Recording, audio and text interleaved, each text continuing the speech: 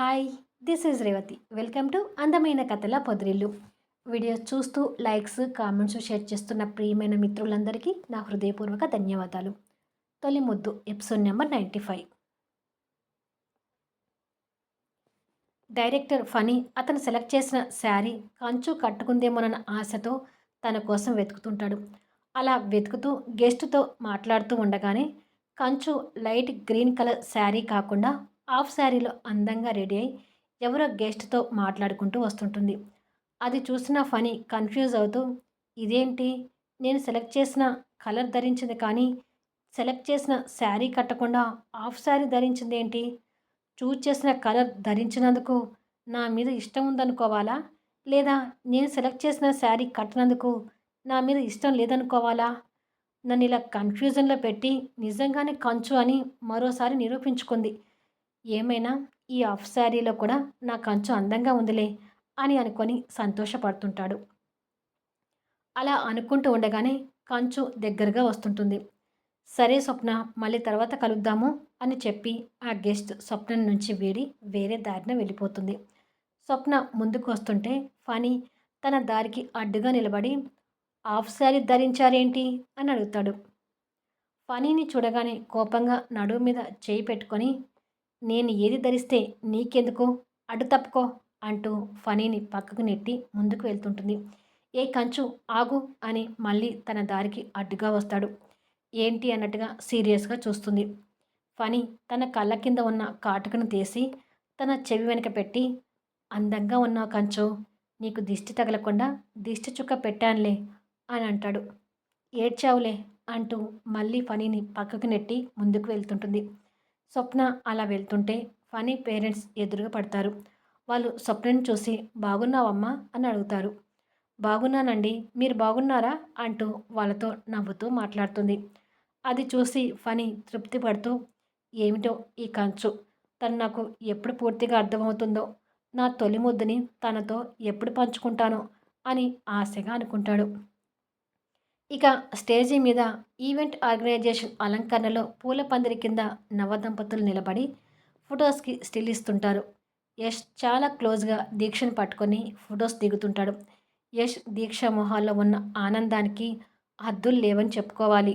Media ఆ function coverage చేస్తూ టీవీలో లైవ్ టెలికాస్ట్ చేస్తుంటారు.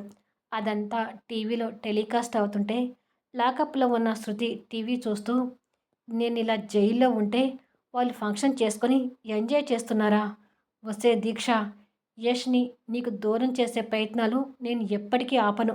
నేను బయటికి రావాలి కానీ ఏదో ఒక రకంగా యష్ని నా సొంతం చేసుకుంటాను అంటూ దీక్ష మీద ద్వేషం పెంచుకుంటుంది.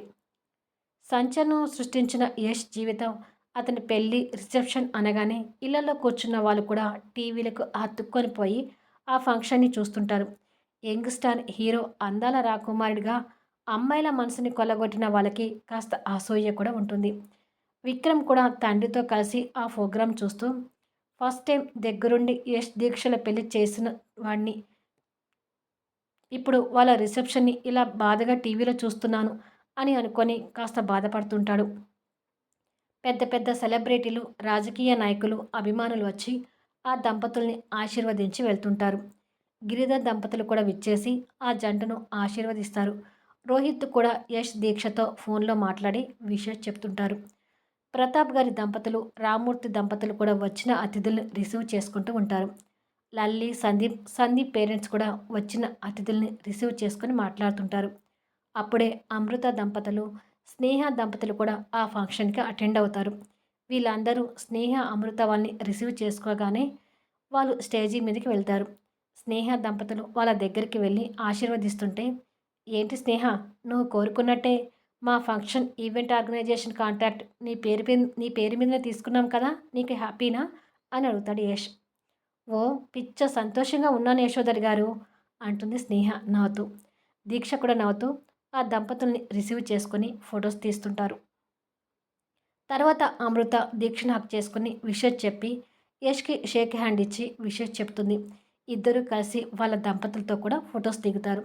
ఇక చందు కూడా తన గర్ల్ ఫ్రెండ్తో ఆ ఫంక్షన్లో తిరుగుతూ, ఇక్కడ అందరూ సినిమా వాళ్ళే ఉంటారు, అందరినీ నేను చూపిస్తాను పదా అంటూ తనతో కలిసి తిరుగుతుంటాడు. ఆ అమ్మాయి కూడా అందరిని చూస్తూ, "నీతో ఉంటే పెద్ద పెద్ద సినిమా వాళ్ళు పరిచయం అవుతారు చందు" అని అంటుంది. కంచుకి వాళ్ళిద్దరి కంట్లో పడి, వీడేంటి ఆ అమ్మాయితో రాసుకొని పూసుకొని తిరుగుతున్నాడు? వీడేమి కొంపలు ముచ్చట్లేదు కదా అని అనుకుంటుంది. కంచు అతిథులతో మాట్లాడుతూనే ఓ కంట తమ్ముడిని కనిపెడుతుంటుంది. కొన్ని గంటల తర్వాత యష్ దీక్షల రిసెప్షన్ గ్రాండ్గా ముగుస్తుంది. మరుసటి రోజు ఉదయం ప్రతాప్ గారి దంపతులు రామ్మూర్తి దంపతులు కూర్చొని మాట్లాడుతూ ఉంటారు. దీక్ష కూడా వాళ్ళతో కూర్చొని మాట్లాడుతూ ఉంటుంది. జానకి గారు మాట్లాడుతూ, ఆనవాయితీ ప్రకారం వాళ్ళ శోభనం మా ఇంట్లో జరగాలి. కానీ యష్ ఇప్పుడు మా ఇంట్లో శోభనం అంటే ఒప్పుకుంటారో లేదో వదినా అని అంటుంది. ఎందుకు ఒప్పుకోడు అని అంటాడు ప్రతాప్ గారు.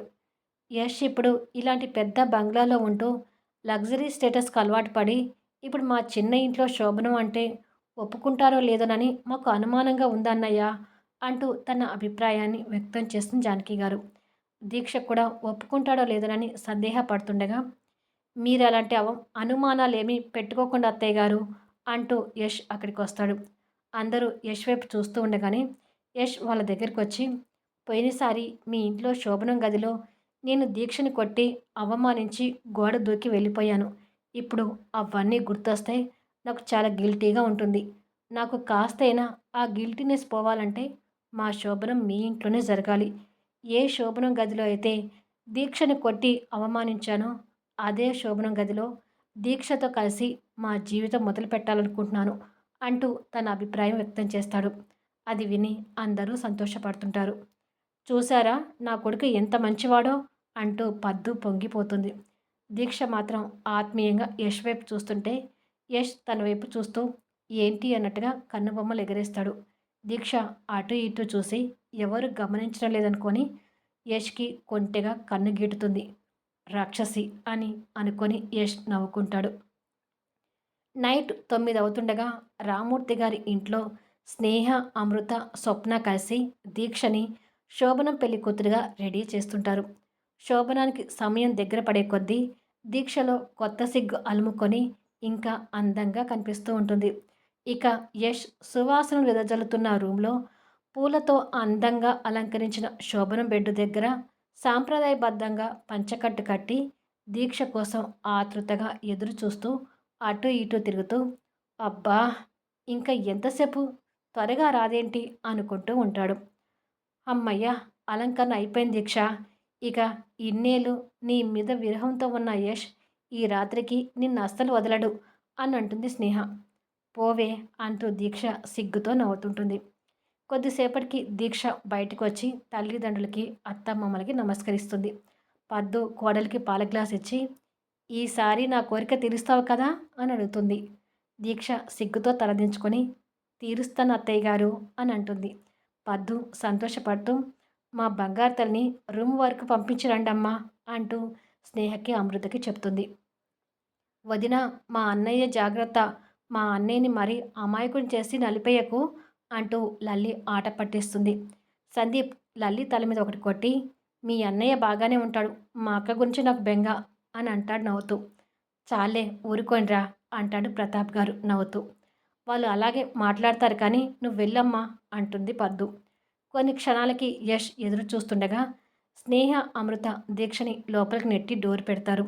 అందంగా అలంకరించిన దీక్షని చూడగానే యష్ ఉప్పొంగిపోతూ, అమ్మయ్య నా దేవత వచ్చేసింది అని అనుకుంటాడు.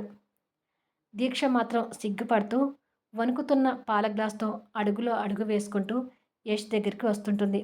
యష్ నవ్వుతూ అందంగా ముస్తాబై వస్తున్న తన దేవతామణిని తనివి తీరా చూస్తుంటాడు.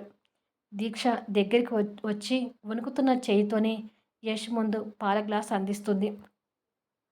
యష్ వణుకుతున్న తన చేయిని నిదానంగా పట్టుకుంటాడు.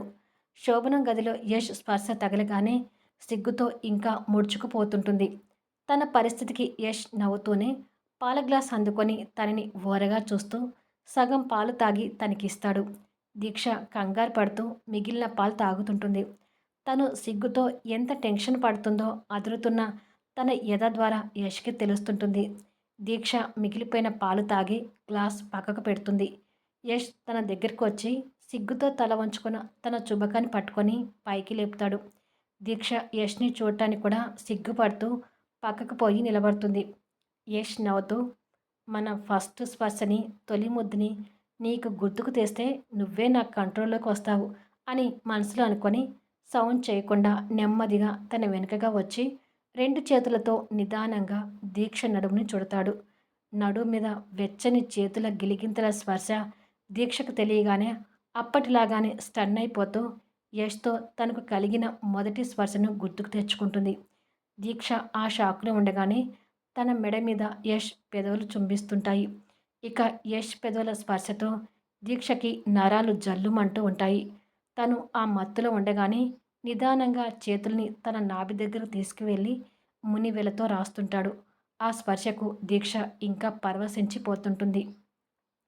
యష్ తన ఒక్క చేయితో దీక్ష 2 చేతులు బంధించి పట్టుకొని, మరో చెయ్యితో దీక్షని నిదానంగా ముందుకు తిప్పి తనని మురిపెంగా చూస్తుంటాడు. దీక్షకు గుండె వేగం పెరుగుతూ పెదవులు వణుకుతుంటే యష్ సుతారంగా ఆ పెదవులు అందుకొని ఆ పెదవుల ముద్దులో మమేకం అవుతూ వాళ్ళ తొలి ముద్దుని గుర్తుకు తెస్తాడు. దీక్ష ఆ తియ్యటి ముద్దుకి లీనమైపోతూ ఆ ముద్దుని ఆస్వాదిస్తుంటుంది. అలా ఇద్దరూ వాళ్ళ తొలి ముద్దు జ్ఞాపకాన్ని గుర్తు చేసుకుంటూ ఆ ముద్దులో లీనమైపోతుంటారు. కొన్ని క్షణాలకి యష్ తన పెదవులు వదిలి, ఇప్పుడైనా సిగ్గుపోయిందా అని అడుగుతాడు. దీక్ష సిగ్గుపడుతూ యష్‌ని అల్లుకొని పోయి, నాకు ఏదోలా అయిపోతుంది యష్ అంటుంది. యష్ నవ్వుతూ తనని ఎత్తుకొని, ఇప్పుడే అలా అంటే ఎలా? ఇంకా ముందు ముందు చాలా అనిపించేలా చేస్తాను పద అంటూ తనని తీసుకువెళ్ళి శోభనం బెడ్ మీద నిదానంగా పడుకోబెడతాడు. సుగంధాలను వెదజల్లే మెత్తని పూల మీద పడుకోగానే దీక్ష గుండె వేగం అమాంతం పెరిగిపోతూ నరాలు బిగుసుకుపోతుంటాయి. యష్ లైట్ ఆఫ్ చేసి బెడ్ లైట్ ఆన్ చేసి సిగ్గుపడుతున్న తన మీదకి నిదానంగా చేరతాడు. ఇన్నేళ్ల నుంచి ఆరాధిస్తున్న వాణ్ణి అలా తన మీద చూడగానే దీక్షకి యష్ మీద ఇంకా ప్రేమ పెరుగుతూ ఆ సిగ్గుతోనే యష్‌ని గట్టిగా హగ్ చేసుకుంటుంది. యష్ నవ్వుతూ ముందు ప్రేమగా తన నుదిటి మీద ముద్దు పెట్టి, ఆ తర్వాత తన మొహం నిండా, తన కంఠం మీద తీయటి ముద్దుల వర్షం కురిపిస్తుంటాడు. ఒక్కొక్క ముద్దుతో దీక్షకి నరాలు జివ్వు ఎక్కువవుతూ తాపంలోకి వెళ్తుంటుంది. అలా దీక్ష మీద పడి ముద్దులు పెడుతుంటే యష్ తాకిడికి దీక్ష కట్టిన తెల్లని చీర పూర్తిగా నలుగుతుంటుంది.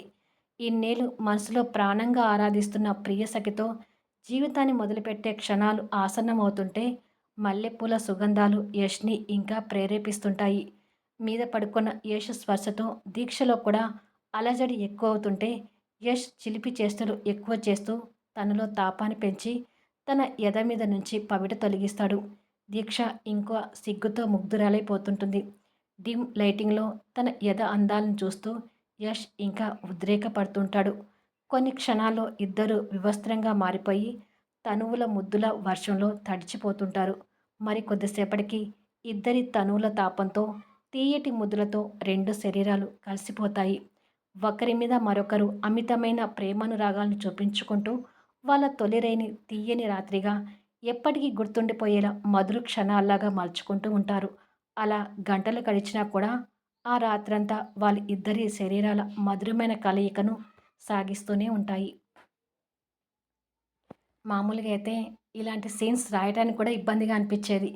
కానీ ఇప్పుడు నా నోటితో నేను చదువుతుంటే ఇంకా ఇబ్బందిగా అనిపిస్తుంది. బట్ కథ అంటే అన్నీ ఉండాలి కదా! అన్నీ నవరసాలు ఉండాలంటారు కదా!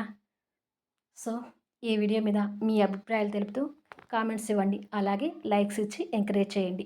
మళ్ళీ నెక్స్ట్ వీడియోలో కలుద్దాము.